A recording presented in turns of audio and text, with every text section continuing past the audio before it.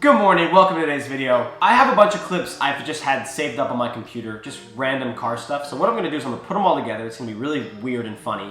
And then we're gonna get into the basics video, what I paid for all my cars. I also posted on my Instagram asking people to let me know what they think I paid. I gave everyone information, so if you follow me on Instagram, thank you for partaking. If you don't, Driven by Jordan. But before we get into that, let's go for it. Oh, what a time. It is 9 bajillion degrees outside. I don't know what that converts to Celsius, probably like a couple 100,000. The GT4 just got detailed. Officially, depending on how much I drive it between now and the time it could sell, officially her last detail.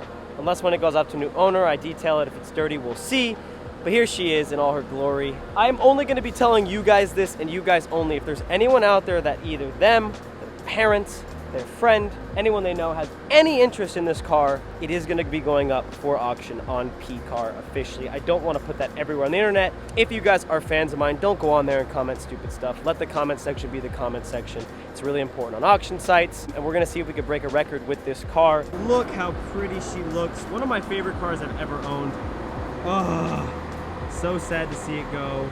I also want to make a big shout out to Nardo Detailing. A good friend of mine, Jordan, and his partner own the company. They got the slot for the final detail in the car, so I'll have them linked down below. Go show them some love. Really, anytime I get a detail, go show the company some love. If you're in the area, hit them up. I'll let you guys know if the detail job is ever bad, don't worry. It's probably one of the last times you're gonna see her.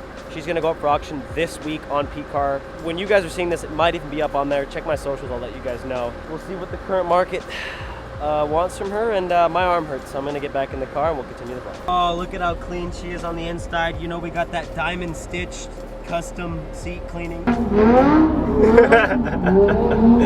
Let's go, Gear. Get him, Tiger. Don't get us in trouble.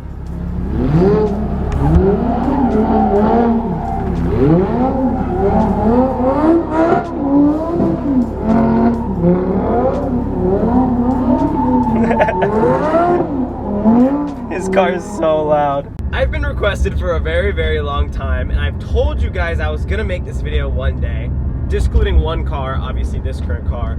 And to anyone out there, I will start by saying I have made money on almost all of my cars. Now, make money is a little bit of a vague term because there was costs along with owning the cars that sometimes, and a lot of the times, made me break even in the grand scheme of things. But if you disclude those, I've made money on all my cars. Now, for anyone who's bought my car, not directly to them, but directly to you guys, let you guys know, I still sell my cars at a fair price. I don't overshoot my cars. They don't even sell through dealers. They always sell private party. Besides one car has sold on consignment, shout out Nuvo. I put it a price where I feel it can sell, and I stay patient. And if someone wants to buy the car at that, no one's getting ripped off. I'm not ripping off people that know nothing about cars. I am just patient and I sell the cars for what I feel they are worth. I'm gonna go through, I'm gonna tell you what I paid for all my cars. I actually went on Instagram and I posted asking you guys to let me know what you think I paid. So after I tell you guys, we're gonna go through, see how close everyone was. Some people might not know the market at all. Some people who know the market, I think it'll be cool to see their answers. I will say, besides my first car, which we're gonna start with, my Mark 7 Golf R, that was a car I bought kind of before I was in the market to like use cars as investments. That was my first sports car, and though I didn't end up exiting too bad on that car, for someone that sold it to CarMax, I kind of had to get out of it early because I found the M2 and I needed to act on the M2. So starting with the Golf, I bought it in 2018. It was a 2016 Mark 7. It had 27K miles when I bought it, Tornado Red, which was quite rare, and I bought it from a dealer. It was DSG. Pretty sure I paid around $27,500 for that car. It was probably worth around $30,000 when I bought it. I actually bought it from a Volkswagen dealer, Volkswagen Corona, I think, and it was actually a really good deal when I bought it. Bought the car, and then I sold that car back to CarMax like 30,000 miles later for like $23,000. Obviously, we have to disclude taxes because all these cars I think were purchased in California. So let's disclude taxes for the sake of this video. But even with taxes, I think I did break even on all my cars, if not make a little money. So 27 sold for 23. Again, that was the first car, my first sports car I ever bought. I was not in the business of making money. Moving on to my Audi R8. For those who are new to the channel too, you'll know what cars I've had that before you joined the channel maybe. I bought it early 2019. It was a 2012 gated V8. So it was the last year right before the facelift within the first gen. It had 14,000 miles, had a red interior, black on red was actually really rare for the R8s. And I bought it private party. I paid $72,500 for that car. I absolutely stole that car. And the guy I bought it from was an absolute asshole. So if you're ever watching this, I do not like that guy. So I feel zero regret. I was super firm when I wanted to buy the car. I knew what I wanted to pay. And I did have to go in and immediately replace 2 of the shock struts, whatever you want to call them, in the rear. And I did coils. I drove that car. I think I sold it with around 25,000 miles. And I sold it for $80,000, which I had many people tell me I wouldn't sell it for. So if that's one of you people, frick you. And I exited that car pretty well. Keep in mind, guys, I drive these cars. So I put a lot of miles on these cars and made money on them. The big thing for that is you need a good initial first investment, which is the purchase. The purchase is the first point of the investment. If you can get in a car at a good price, you should be able to get out of the car at a good price. And I'm not robbing anyone, I'm not screwing anyone over, I just stay super patient. It takes me a really long time to shop for these cars. So I sold my R8, I ended up exiting the R8. That was my first like proper exotic car. Should we call it a flip? It wasn't really a flip, my plan was to buy it for content, and that way I didn't have to pay any upfront money to go drop on a car that I really didn't need in my life. I just needed it for content. So then I only had my R8 for a very short amount of time, and then I purchased my NSX. My NSX I bought late 2019, almost 2020. It was a 2017, so the first year of the NC1 generation. Came in Nouvelle Blue, which was a really rare color, kind of the launch color. Had 10,000 miles on it, and it was a $185,000 sticker. I had to get it 9,000 miles, but the owner, when he drove it up to me from Oregon or something, drove it past the 10K mark. That car, I got really lucky with. I actually was gonna buy another one, a different one, and then I bailed on it last minute because this one popped up and I had to buy it. I paid $110,000 for that car. Shout out Reza, the guy who did buy it from me. I did sell it for more, but the market on him went back up like I suspected. I sold it with 20K miles around, I would guess. So yeah, I did make $6 grand on the car, essentially. I think that one I probably paid way more in tax, so essentially I did lose out. But excluding tax, I made money on the car, drove the car, had a blast with that car. Probably one of my favorite cars I've ever owned. Like, absolute animal for the price. I would buy another one, like I even mentioned before. If Reza ever wants to get rid of it, I'm here. But yeah, that was a really lucky come up. The market on those at the time was insane. Some of them were even dabbling below 100. And I picked up a perfect spec one exactly how I wanted it. That was like way out of my dreams. I never thought I'd own a car like that at that time. Then I sold my Golf. Like I said, I had to trade the Golf in last minute because I had found, I was looking for an M2. I wanted the N55, the first gen. I bought it mid-2020. It was a 2018 Black Shadow edition, so it had the LCI right before they went to the comp, the M2 comp.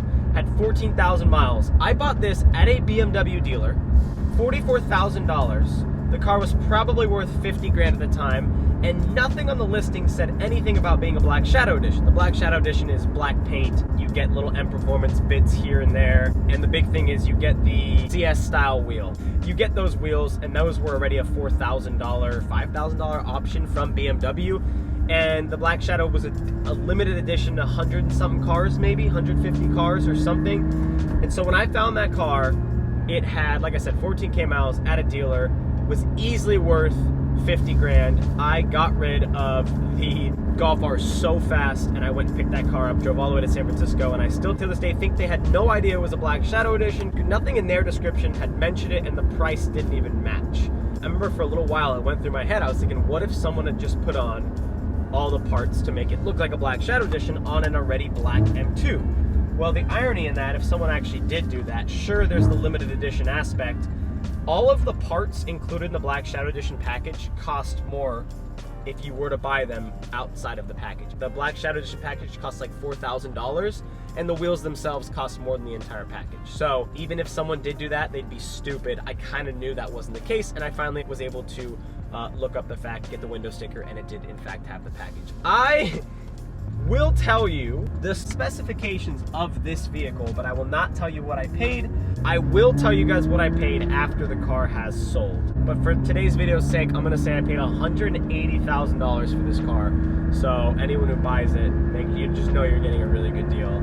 But this car, I bought it mid-2020, a 2016 981 GT4 in the very beautiful and very rare Carmine Red. I think 132, Miami Blue 718 GT4. I think only 138 Carmine GT4s ever left the factory. There was a time where I thought it was the highest spec Carmine car to ever leave factory. The weird thing is, in the sheet that shows all the GT4s spec'd, there's one that's $300 more than this sticker, but mine's not in there, which is weird. And so the only thing I can think of is that they messed up the sticker price on the sheet, and that is my car. So I'm not really sure, but this car I believe is to be at least top 3 highest spec Carmine cars to ever leave the factory.